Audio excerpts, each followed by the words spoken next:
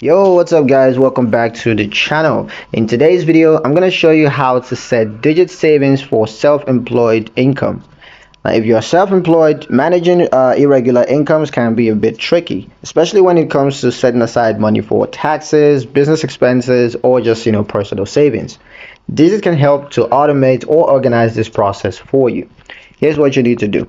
First, open the Digit app. So go ahead and launch the app and log into your account. Once you're in, tap on Goals to access the existing goal, or you can just choose to create a new one. Now tap Create New Goal, or you can just tap the plus icon.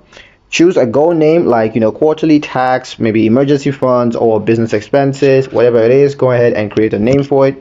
Now you're going to set a target amount and deadline. So estimate exactly how much you want to save. For example, 30% of your projected income for tax payments or whatever. Once that's done, you're going to choose manual or automated savings.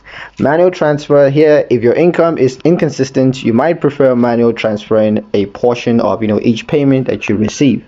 For automated savings, you want to enable Digit's smart saving algorithm to automatically set aside money, based on your account balance and your cash flow. Link your business bank account. Of course, this is optional, but if you use a separate account for business income, you can link that to Digit for more accurate tracking.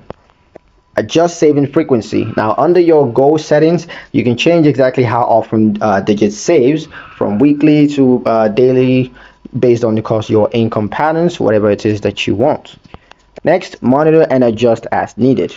Now, regularly review your progress in the Goals tab and make adjustments to contribution amount or to goal timeline.